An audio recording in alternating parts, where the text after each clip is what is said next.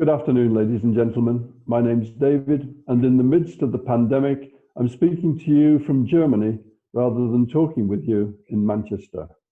And either above me or below me, I'm not quite sure which, there'll be a picture of my working colleague, Denise.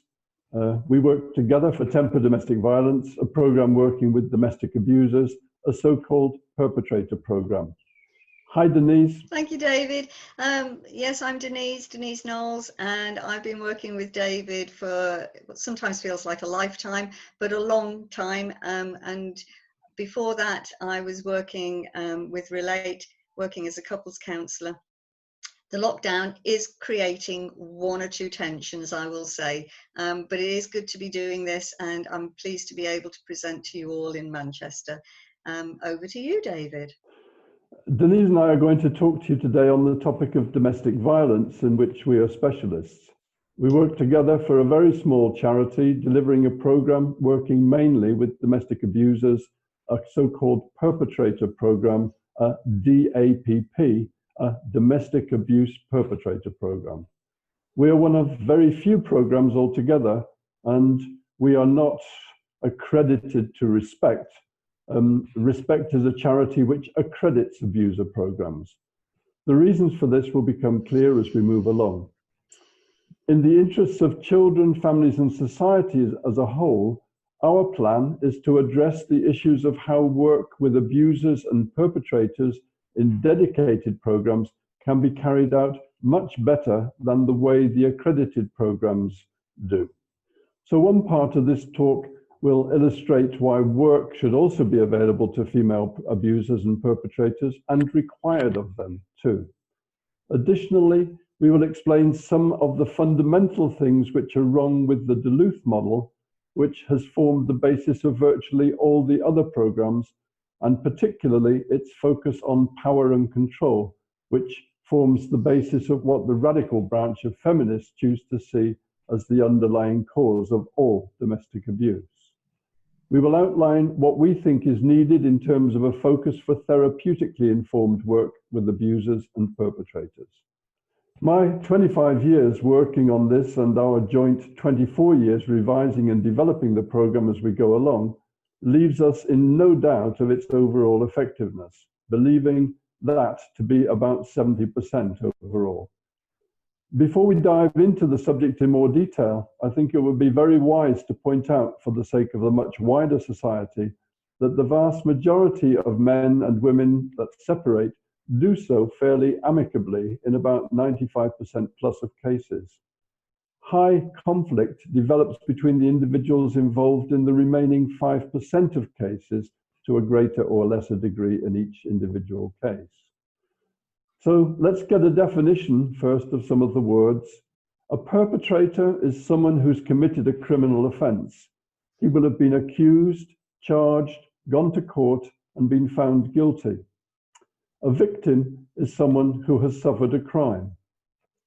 Less than 2% of domestic violence cases are prosecuted, and about 50% of those prosecuted result in a conviction. So about 1% of abusers are, technically speaking, perpetrators.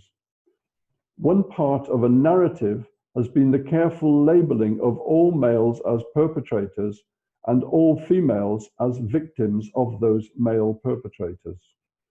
The vast majority of so-called perpetrators are in fact not perpetrators, but people who have been using or been accused of engaging in abusive behaviours. So Denise and I have completed 36 hours of therapeutically informed work with more than 1,000 men and more than 100 women in mixed gender groups. In 1994, as a Relate counsellor, I and a number of my colleagues attended a conference on domestic violence in Northampton. There were two main speakers, Miss Sandra Hawley, whose messages were, violent men are all the same and they won't change. The only thing for a woman to do is to leave him.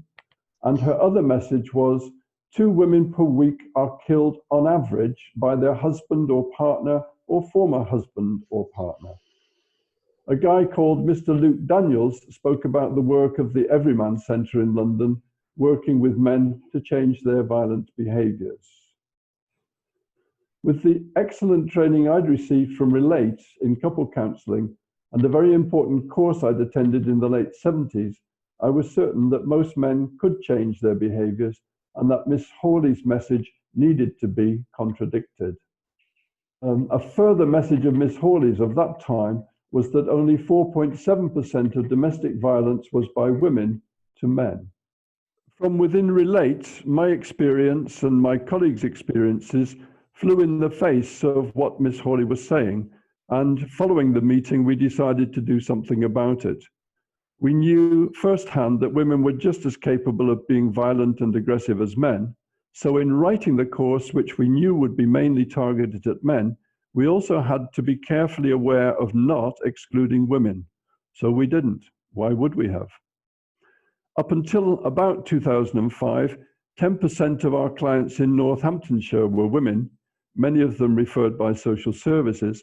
And when we moved the programme from Luton to the West Midlands in about 1997, 15% of our clients in the West Midlands were female.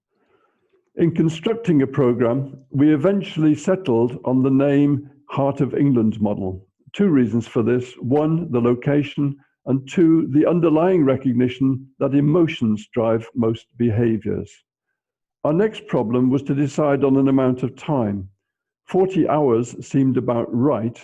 The Change project, one of the first, which had been researched by Dobash and Dobash, had also been of about 40 hours. For reasons best known to themselves, other programs and those accredited projects have settled on 75 hours. We offered early clients 5 potential timeframes. The clients opted for 2 weekends. We knew from experience that both genders were capable of violence, so the work was offered in a mixed group. We were very experienced at working with men and women together. Part of what we also considered necessary was that each gender needed to learn something of the ways of the other gender, all of which, plus the model of a male and female working constructively together, we thought would be beneficial to most cases. Therapeutically, of course, the model also replicates something of a heterosexual family, with clients moving between the positions of adults and children according to the work being carried out at any particular moment. Which categories of risk would our clients be in? Mainly normal and medium. About 50% of our early clients were being referred by Relate counsellors. The high risk end were more likely to have been in the court system and likely to have been convicted, and consequently be being worked with by the probation service or the early community-based programs. The Duluth perpetrator program had been developed in America despite no positive research. It became a near ubiquitous response. There was always criticism about the numbers of dropouts, but nevertheless it was imported into Britain with permission from Women's Aid and Refuge. Over 26 to 32 weeks at 2 to 2.5 hours per week, it focused entirely on men, male dominance, and the exercise of male power and control over a female victim. Since the early work was directed mainly at probation service clients, there were and remain aspects of it which were punitive and which focused on making the criminal pay. And another aspect involved with probation style work is supervision, and an aspect of the Duluth program and its hybrids is also an attempt at supervision. Assessing potential risk in any meaningful way is a very difficult subject and can get in the way of a client's willingness and ability to learn and make changes. So we developed an application form which focused on whether the work we undertake would be beneficial to the individual and whether the individual would be likely to learn from it. Had we seen a clinical psychologist's detailed report of a very early client, we would probably not have worked with him based on that. However, that individual made the most profound changes which have been sustained over the last 20 years. Denise is now going to talk briefly on an underlying piece of psychological research, laying the basis for our work. Thank you, David. The Heart of England model is a therapeutically informed way of working. And when we talk about therapeutically working with people, this is about getting alongside them. It's about developing a relationship with them. It's about being able to help them define what they want as an outcome, and then helping them to put together a plan that will give them the desired outcome. And in order for all of that to happen, some of the things that we see on this slide are actually needed to be in place. One of the things is the physiological needs. And of course, if we kind of have all of our food, water, comfort, etc., paid attention to, then actually at a physiological level, we are surviving. The next step up, though, the safety needs, is where perhaps working therapeutically is very different to working in another model, which has a tendency to be a little punitive. This way, when people are working in an unsafe environment, they really don't begin to learn. They don't feel safe enough to be vulnerable, to open up, and to actually explore what is needed for them to learn not only about themselves, but also about living in a couple or indeed family relationship. So the Heart of England model and Temper DV works therapeutically in order to begin to address these safety needs, so that actually the person and persons can move from not just the physiological needs being met, but their safety needs also to be met. And then they can move on up through love and belonging, through esteem, and to the top of the triangle, which means that they can actually become the best person that they most would like to be. Some of the things that we do in Temper are actually exercises that will help the individuals to move up this triangle. And I think it's important to say that working with both men and women, because both men and women form relationships, is part of this learning. Neither are immune to the experiences of poor emotional regulation. Neither are immune to not being able to learn relationship skills. And indeed, neither are actually immune to experiencing trauma, whether that be inside a loving relationship or indeed outside a loving relationship. One of the things that Temper offers is a psychoeducational model. It provides tools for the individuals to learn so they can better understand not only the needs of themselves, but those of others. Working in closed groups, as Temper does, helps feelings of safety to develop. Without the feelings of safety, individuals can indeed get stuck and not grow beyond attending simply to their physiological needs and basic security needs. Temper's clients are often unaware of where they got stuck, of the skills they haven't as yet acquired in order to move from surviving through to thriving. To be wholly involved in their life, their partner's world, and to be the best parents that they can be is often the goal that we here, the men and the women that attend the course, wish for. So they want to move from the bottom of our triangle all the way up to the top of it. The exercises Temper has developed helps clients to change their state, their mind state, to change their stance, and through to changing the story that they have of themselves, to be able to receive compassion safely, to develop self-compassion so they can look after themselves and self-soothe, and to be able to receive compassion safely. So they're actually able to offer that compassion, which is the kernel and the beginnings of learning how to empathize, which is so necessary when we're working with couples and we're working with children.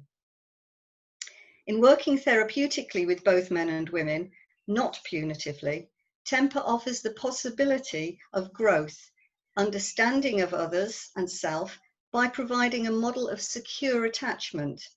Many of our clients have experienced insecure attachments through a lack of trust and feelings of not being safe in the environments that they grew up in. So if we move on to the next slide, Denise, essentially it's a developmental model. The little person on the right needing to adjust and develop towards a relational individual on the left. If you turn the whole of this model towards the right through 90 degrees, you will notice that positions D, C, B, and A pretty much correspond with the previous slide, which Denise just talked us through. The arrows linking D with C run in both directions, as do the arrows linking C with B and B with A.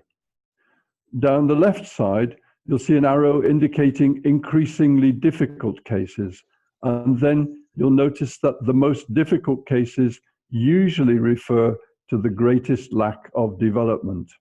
So at one level, our objective is to help people to move one step to their left developmentally, which you might call maturation, and then to focus on the issues which are raised primarily via these developmental steps.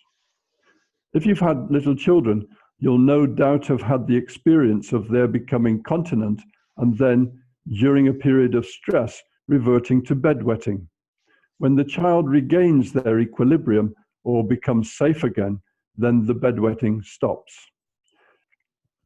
You'll also notice references to Dan Siegel, essentially in the white boxes in Blueprint, and you'll notice that he's quoted in other places too. He's a professor of psychiatry and has become one of the number of very highly influential and important individuals.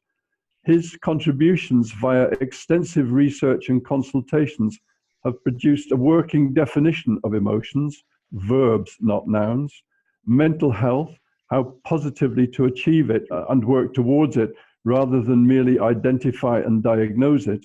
And he has also focused on the need for the development of an autobiographical memory, a view of myself and others over time.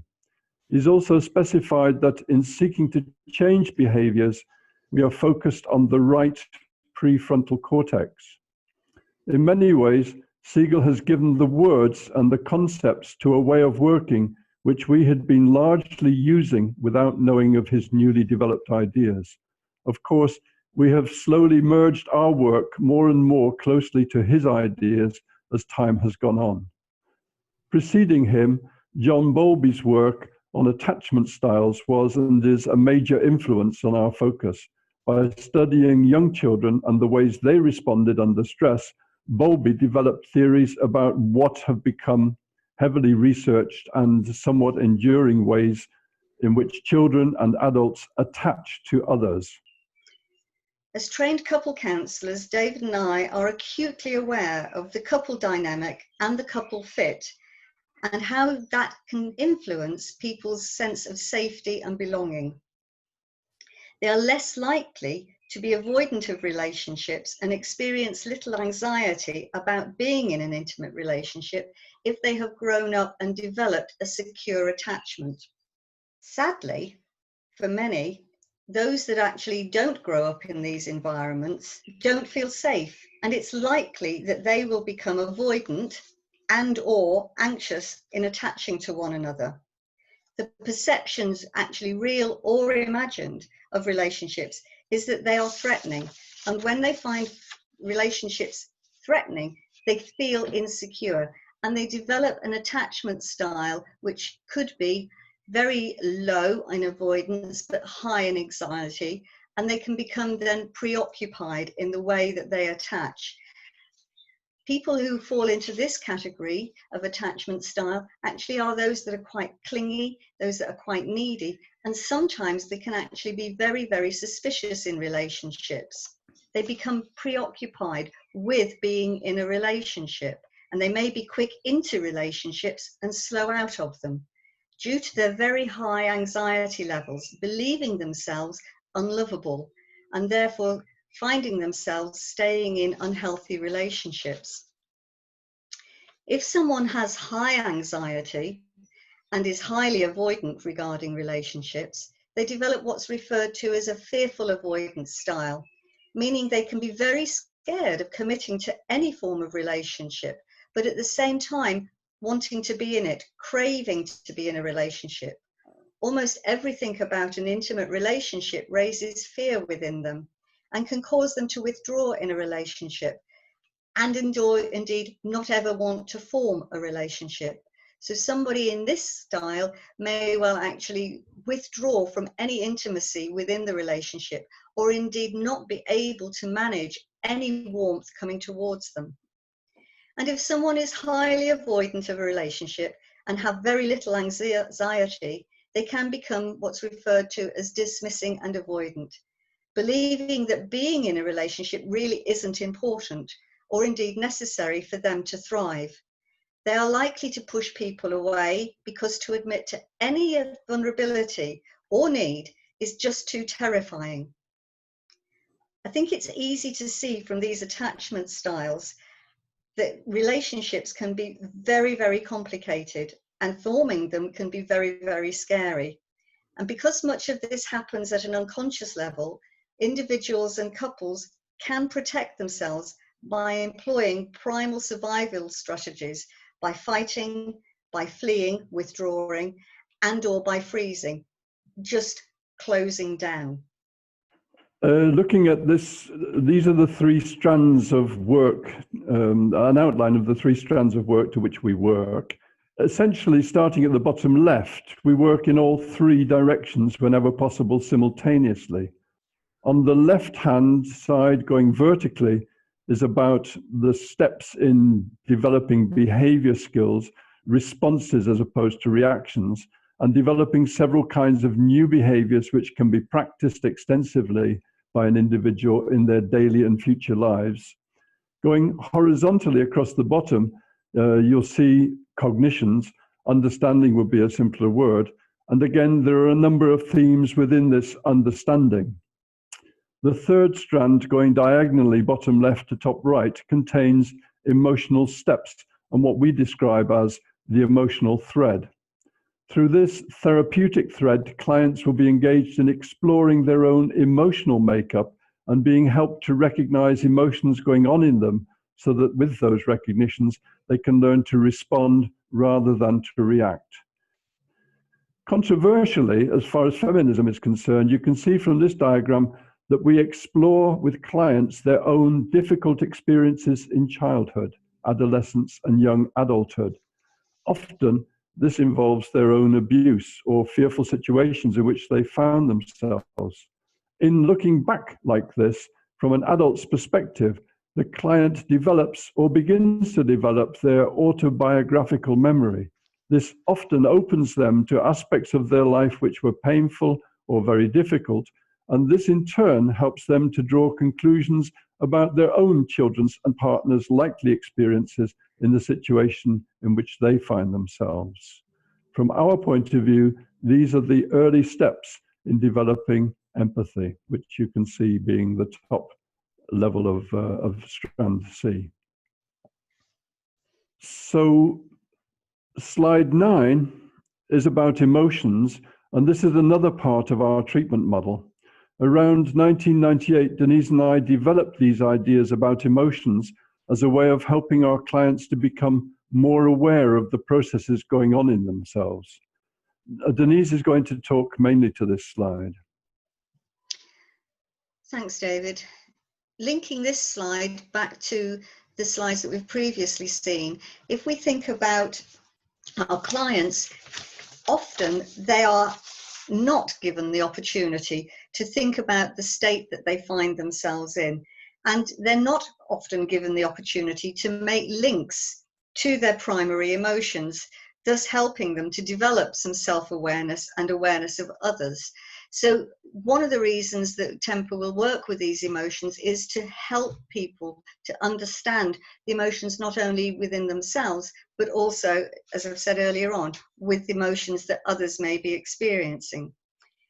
And if we look at our emotion wheel, we can sort of look at this and see trust right at the top of it. And trust comes from having our attachments needs met in secure families and actually secure environments. And distrust feeds into our feelings of not being very secure, not being very safe, and that leads to the insecure attachments that I mentioned earlier on.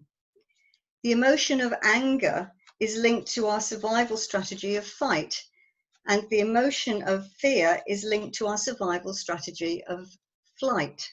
And if we look at shock, it is quite closely linked to the emotional state of comas and startle and all of those, but it puts us into that survival strategy of freeze, where we actually just stop. And in conflictual couples, if one of them is angry, the other is likely to be frightened, increasing the distance between them. And again, thinking about the dynamic in couples, if one person is frightened and withdraws, runs away, flees, the other person may become increasingly angry and actually want to follow them. All of these dynamics are then understood, and people can start to say, oh yeah, I behave like that, or that is exactly what happens in my relationship. By beginning to understand these states, these emotions, and what's going on inside them, our people are able to start to regulate these emotions. Temper invites clients to explore other emotions that could be triggering these basic primal survival strategies by asking them to sense what indeed is going on inside of them, alerting them to the early warning signs that they may be beginning to feel unsafe or threatened. By doing this, they're able to discover ways of deactivating their hyper or hypo arousal systems and enabling the possibility of remaining in that place where they, in the middle of this homeostatic state, where they can quickly and easily move around all of these emotions by identifying them and then explaining them. None of this work is gender specific. Men and women have these emotions. They have these survival mechanisms, and they have these attachment styles. It's the reason, or one of the reasons, that temper works with both men and women, because to give intimate relationships an equal platform and children a healthier model of emotional regulation and safety, we have to help others to understand what's going on in us, and we have to learn to understand what is going on in them. At the bottom of this slide, there's information again emanating from Daniel Siegel, who is the American professor of psychiatry, who has produced a great deal of very useful work on the role and regulation of emotions. Denise and I developed this model in about 1998. Much later, we discovered that a Professor Plutchnik had produced something similar, but we think our model fits better with the way in which we see emotions flipping and changing. We've all got these 8 primary emotions. There's no two ways about that. I think one of the things that we have recognized over the years of working with men and women is that many of our people are not allowed to be sad. They're not allowed to be frightened. So these emotions become really quite well suppressed, ignored by them. And they kind of, I will say, go into a jar that they've got inside them, and they fester. And it kind of is a little bit like a pressure cooker.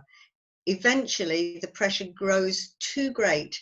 Their sadness and their grief may be too much. Their fears may be too huge.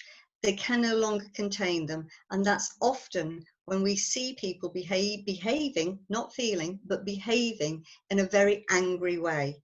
So we have to look at the behavior of anger and check out just exactly whether it is that person is angry or whether there is another emotion driving that. And that could be either sadness or fear. It might even be curiosity. They cannot understand what is going on. And so they lose their temper. They become annoyed. They become irritated. If we can help people to identify the driving emotion, the emotion that is driving their behavior, then we can actually help them to not only change their behavior, but understand how they got to this place. In order to sort of look at a reason that temper continues to work with both men and women, we have found research from Michael P. Johnson, who sort of gave this research in the early 2000s. And what this research here is showing us is that both men and women are capable of being abusive within relationships. And David will talk a little bit more to this. And the top table, table 2, is when we still have partners who are together, and the bottom table, which is table 1, is when a couple have separated. This research is really important, and was really important, continues to be important, because a lot of the statistical evidence that is given out by the Office of National Statistics doesn't always drill down to this level. This table 2, the top one, is about current relationships. It involves the results of research into, in round figures, 10,000 people. Okay, that's the N figure over on the right of the diagram. Firstly, he points out that 95% plus of men and 98% of women are never, ever violent. Firstly, an idea of what situational couple violence looks like. A difference of opinion arises. It could be trivial, where to sit on the beach, or it could be major. All couples face these arguments. The argument escalates and gets added to, and will tend to become more eyeball to eyeball, or involve one individual storming off, or physical pushing and shoving, and worse. Either party may become more aggressive as the situation becomes more and more heated.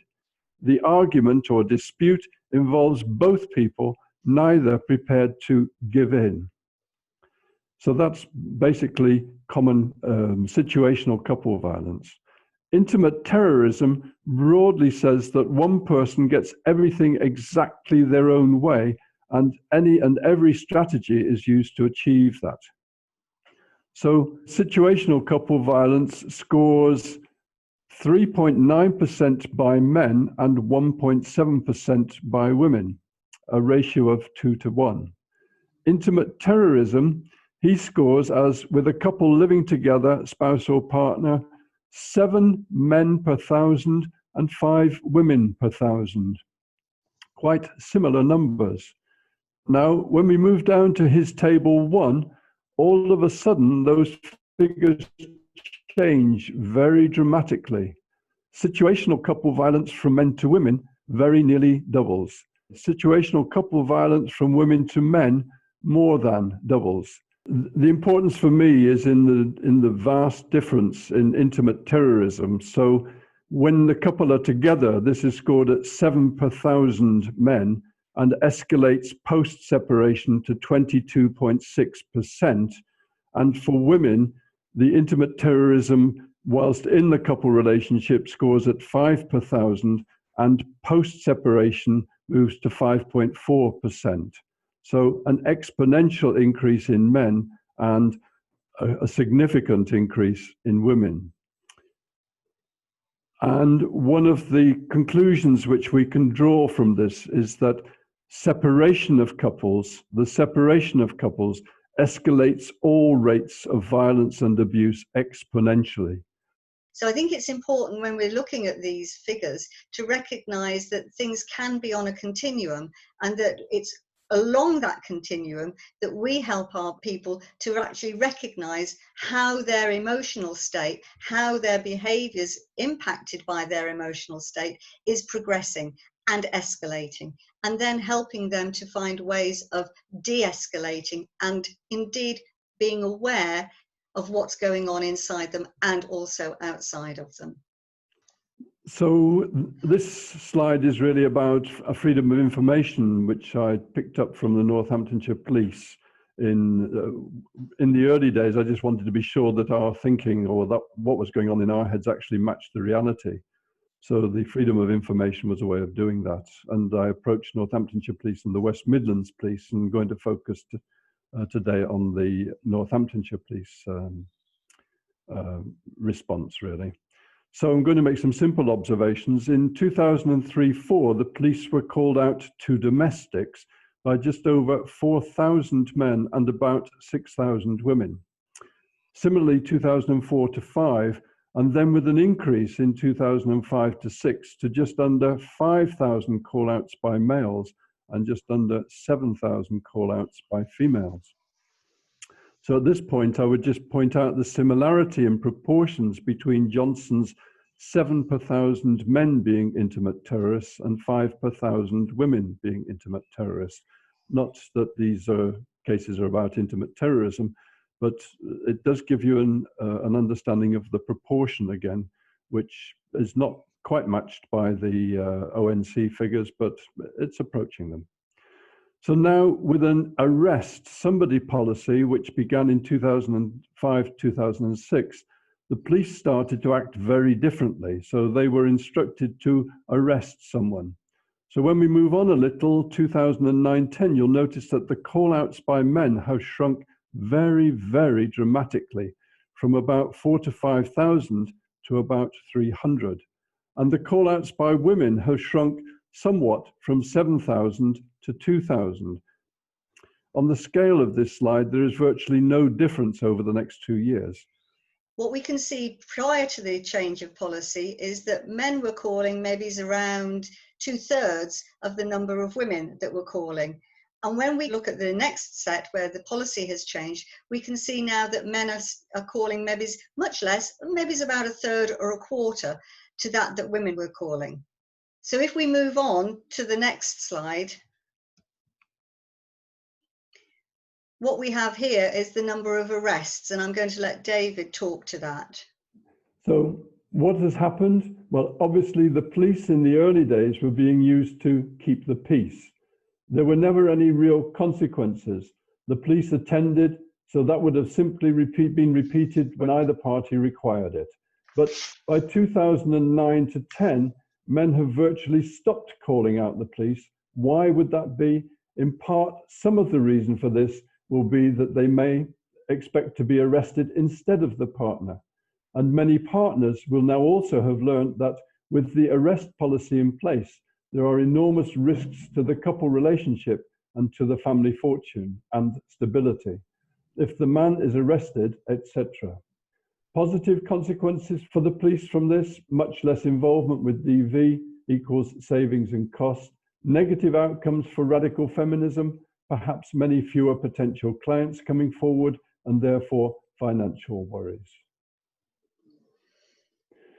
A bit more about domestic violence statistics. This is a comprehensive review by Jennifer Lang-Hinrichsen-Rohlen, and it was based on a meta-analytic study of 49 other studies. So Jennifer's research paper focused on situational couple violence, it being bi-directional, and scored at 59.6%, so very nearly 60%, bi-directional, both individuals involved in the violence, often with the woman slapping the man or throwing something. Jennifer's research then established that 22.9% of domestic violence was unidirectional, female to male. And male violence then being scored at 17.5%. The proportions of this are really what is very interesting, that such a high proportion, fairly similar to Johnson's statistics, involve situational couple violence.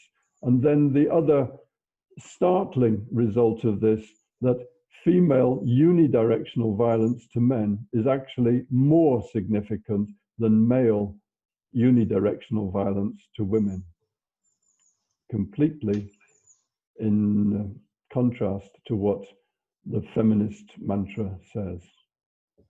Jennifer's paper is in line with more than 560 other papers which find similar outcomes. More than 80% of women become the resident parent in the acrimonious separations. The potential safety of children would seem to be potentially compromised by overlooking and ignoring the research, which in fact scores violence as more often reciprocal, or with women being more frequently violent to men than men to women. So where does that take us? Radical feminism has wanted and wants us to see all domestic violence as males to females. Radical feminism only wants there to be male abusers, which is why all of the programs in the UK, with the exception being of ours, are focused entirely on male perpetrators. The work to be undertaken according to that radical feminist narrative is in the power and control model. Unfortunately, there's a major fly in the power and control ointment. The fly is no less than the late Ellen Pence, who originally designed the Duluth Abuser Program. In 1999, in her book Duluth and Beyond, she had the honesty to admit that achieving power and control over a woman was a misplaced notion which she and her colleagues had almost accidentally built into their program. She openly admitted that she and her colleagues took every opportunity to challenge men that they were motivated by a desire for power and control over their female partner, and when they didn't agree with this, they were described as being merely in denial.